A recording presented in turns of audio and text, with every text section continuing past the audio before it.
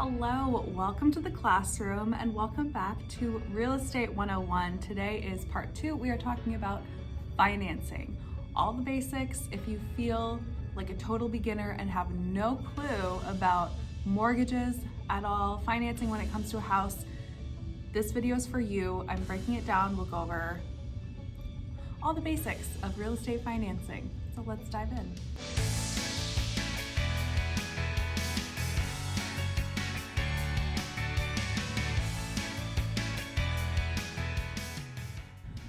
The first step when looking for a home, especially as a first-time home buyer, is pre-approval by a mortgage lender. The pre-approval is a letter that you'll get from a financial institution that approves you for a certain amount of a mortgage loan. This approval will come in the form of a letter from your lender that your realtor will actually use to help prove that you're qualified financially to buy a home to any sellers. So that pre-approval goes with any offers that you might place on a home. If you are alternatively purchasing a home in cash instead of mortgaging it, you will need a proof of funding to prove that you have the funds available to purchase a home in cash. So let's talk how to get pre-approved. When you talk to a lender, you'll need a few things, a few bits of information so that they know if you're eligible for a mortgage or not. The first thing you'll need is proof of income, obviously. So you'll need to have about 2 years of information for your income for your lender. Typically, that's what they ask for. So 2 years of W-2s and tax returns, as well as recent pay stubs, are some of the things that they might ask you to provide for them. A lender will need to know your assets. Do you have cash available for both closing costs and a down payment? You should know your credit score. I know. It's kind of scary to look at, but you need to be familiar with it because that is a main determining factor in what your mortgage will look like and at what interest rate. So typically, to get approved for a conventional loan, you'll need a score of 620 or higher. The higher the better. But for an FHA loan, which I'll talk about in a second, you can have a lower credit score of down to 580 typically. And typically, the lower your credit score is, the higher your interest rate will be on your mortgage because you are a higher risk borrower. Let's talk financial stability and what you need to have saved before you purchase a home. So you may have still heard the old adage of needing 20% of a down payment for a home. That is not true anymore. You don't need that, but there are some tips and tricks that nuance that statement, right? Maybe you do know that much. The biggest thing to keep in mind is what type of loan and what type of financing works the best for your particular situation. Maybe a big down payment would be better because then you have a lower interest rate, or maybe you don't have a lot of cash on hand, but you want to get into a home. So depending on your situation depends on how much you should have saved, right? The biggest thing that you want to focus on when first buying a home is making sure that you are financially stable prior to purchasing a home. You don't want to be spending all of your life savings and running out your income every month to pay for your mortgage. That's a bad situation. So you want to make sure that you're financially stable and able to fund those unexpected emergencies and unexpected or foreseen costs that come with new home ownership. You want to know how you're going to pay your mortgage for the next few years and not drain your bank account of savings when you go to purchase that home.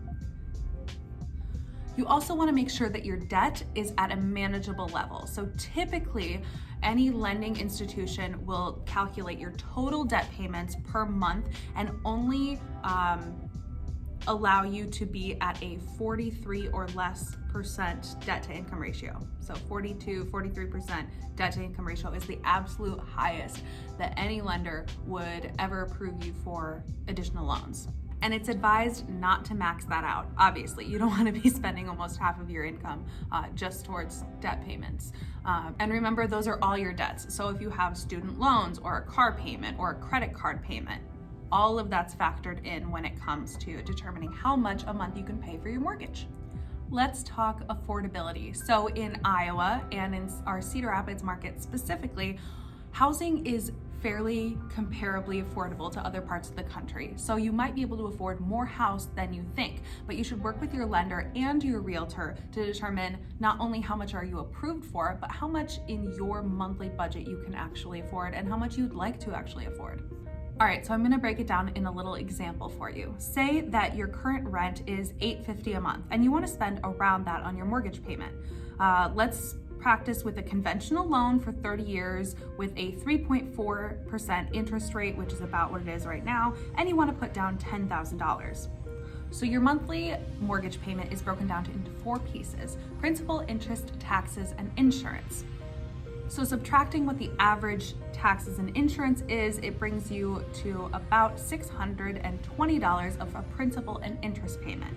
If you count that as your monthly payment and you use the numbers above, that brings you to a home value of $139,915.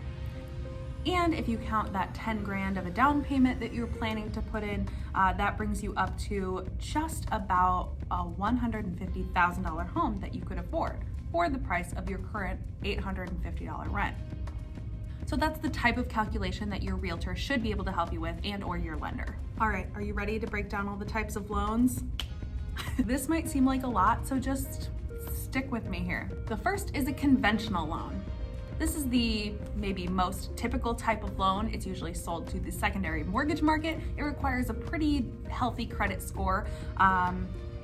If you have a down payment less than 20%, you will have to pay private mortgage insurance, or PMI, which is an additional fee tacked onto your mortgage every month that protects the lender because you are a higher risk borrower. Conventional loans require a credit score of 620 or above, and there's a lot of different types of conventional loans. Some are held in-house by a lender locally, some are sold to the secondary mortgage market, but this is a good type of loan for buyers with pretty good credit in general. An FHA loan is a loan that's backed by the Federal Housing Administration. It requires a lower credit score to get approved, down to 580, so this is a better loan if you are someone with slightly lower credit, and it only has a 3.5% down payment, which is awesome.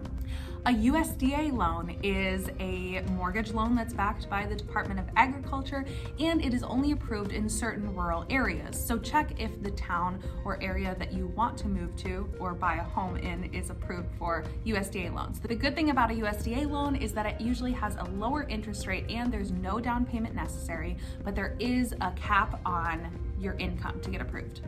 A VA loan is a veteran's loan, and this is for any veteran or their spouse. So make sure you look into it. It offers lower interest rates, no down payment necessary, but the home does have to conform to certain standards of living, certain condition standards to be approved for the VA loan to ensure that our veterans are living in safe conditions.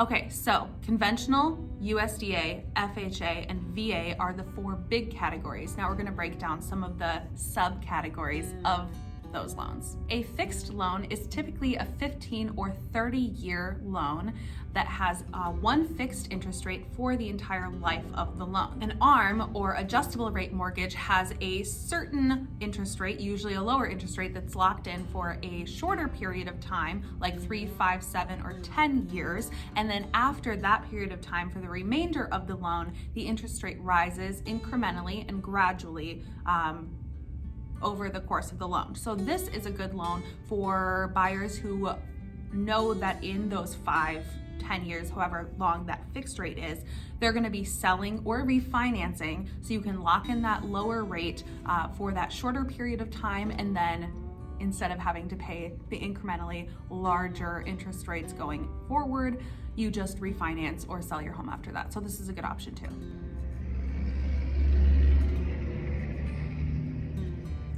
The last type I'm gonna mention is a 100% financing or a 0% down mortgage. This is a type of loan with typically a higher interest rate because you're not putting any down payment, but it offers buyers a fully mortgaged home, so 0% down payment. This is great for people who might not have a lot of cash but want to purchase a home anyway, and just remember that there probably will be a higher interest rate. But especially in today's market, with our super low interest rates right now, this might be a good time to consider 100% financing.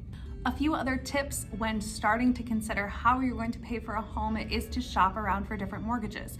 Talk to different local lenders to see what types of financing they offer and what their approval would be for you. A lot of times you can actually get pre-approved online on a bank or credit union's website. Super quick and easy, so that's a good first place to start. I also absolutely recommend you sitting down in person or on the phone or a Zoom call or something to talk in person with the lender so that they can go over all of your options and answer any questions you have about this. A good lender will not only help you get pre-approved for the most amount of money, but they will actually care about your financial situation and what might work best for you. And they'll lay out multiple options for you. If you feel that your lender is being dismissive or demeaning to you, look for somebody else because you should be working with a financial partner in this massive life-changing transaction. And that goes for your realtor too. The last thing is you should never, ever feel stupid or dumb for asking basic questions about financing or mortgages because it's complicated. They don't teach this in school, and most people do not know this. If you have a question about financing, leave it in the comments below and I will get the answer for you. And if you're looking for a real estate agent in the Cedar Rapids area who cares about you and your specific financial and life situation, call me because I am here for you, especially first-time home buyers. I love working with you. Now, go get pre-approved. Bye.